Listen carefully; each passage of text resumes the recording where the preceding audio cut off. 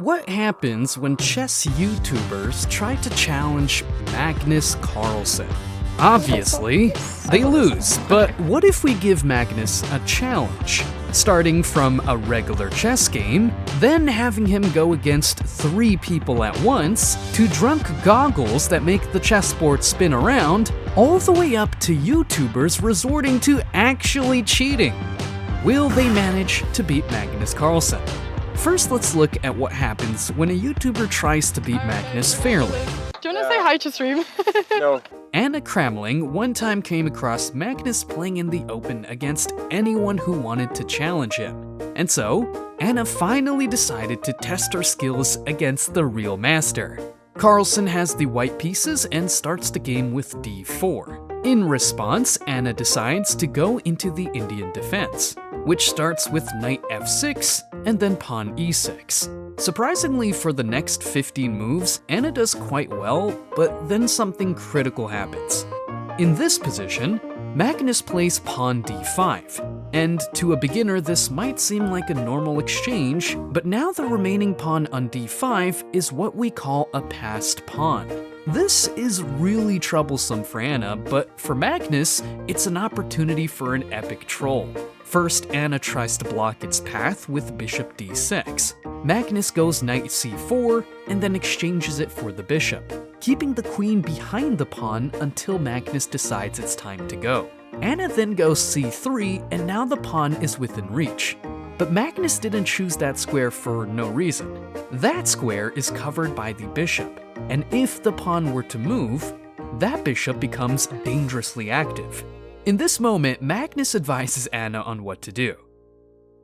Play bishop b5. Oh, bishop a4. Oh. If Anna had listened and gone to b5, she would have been in an equal position, but she went a4, a blunder that gives Magnus a +4 advantage according to the engine. In the next few moves, Magnus's advantage grows even bigger. Now the pawn is on d6, and this white bishop has become active. First it takes a pawn, and then checks the king. Then this other bishop closes in and checks the king again. So when Magnus went rook a2 preparing for a8, Anna got scared and played the only sensible move, rook c8 to block the incoming attack. Magnus laughed. She had fallen for the trap. First, he goes to f3. This attacks the knight. Anna obviously moves it, but this was just another layer of the trap because then he went bishop h5, checking the king. Anna immediately understood it was game over, because after pawn g6, the bishop delivers the checkmate.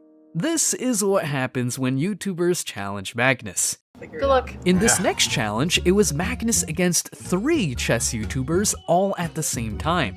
Each of them had a different rating, but Dina was a grandmaster before YouTube with a peak rating of 2364. They finally start, and if you notice, the pieces are placed randomly. That's because they're playing a variant of chess that mostly relies on calculation. So how do the girls perform? Surprisingly, they are holding their ground, but then the infighting begins. Once I see one of you guys castle, then I'll know how it's done.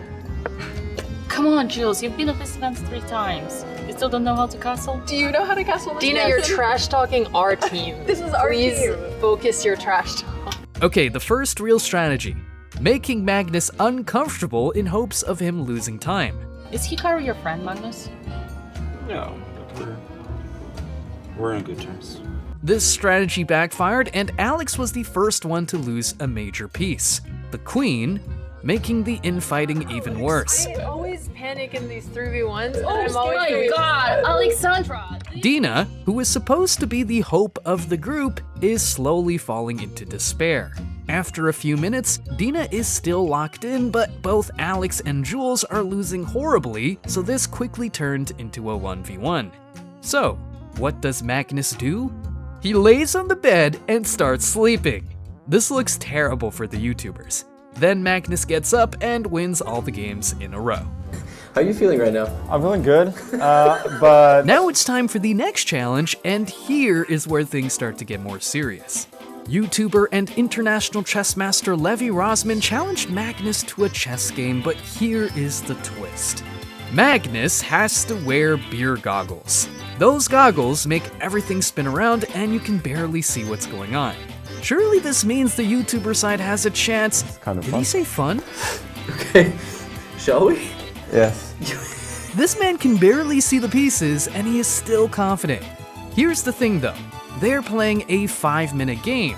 So, if those goggles make Magnus too slow to respond, there is a very good chance he might lose. Game starts and this quickly turns into a Scandinavian defense. However, Levi gets himself into a worse and worse position to handle. The h6 pawn is very close to the king, followed by the rook on h1. Levi knows it's a ticking time bomb, but not yet a real danger, so he goes rook e8. Magnus moves the queen to d2, and here is where Levi has his first big blunder. Queen f6. A normal move that wants to support the king, but this allows Magnus to take the pawn and check the king.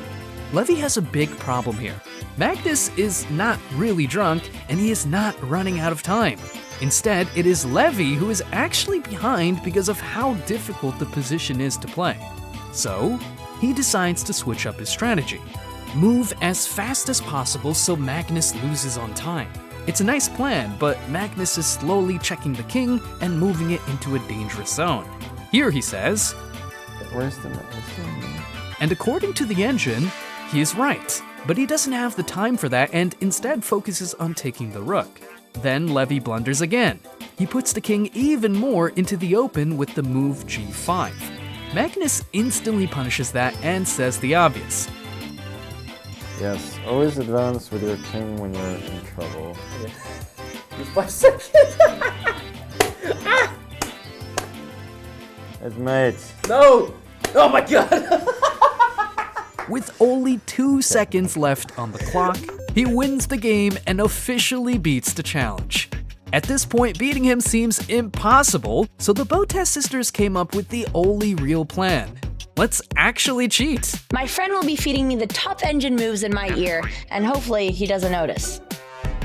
They're playing the random variant of chess, and things started out nicely, but then Andrea was wasting time because she was waiting for the engine to say the right move. At one point, the position equalized, but then Andrea misheard the move. When Andrea went to f4, Magnus was shocked she was playing this good. Then knight c5 completely dominates the position. Magnus is probably confused, and it doesn't help that Alex is asking random questions. What time do you usually wake up at if you're not at a chess tournament? A bit later, Andrea mishears the move again and just blunders. This move was so bad, even the engine could not save it. Combining Andrea's ability to mess up and the huge delays from the engine, Andrea loses the game on time. So yeah, even cheating might not be enough to beat Magnus. Or at least, not with Andrea. That's it, thank you for watching and subscribe for more.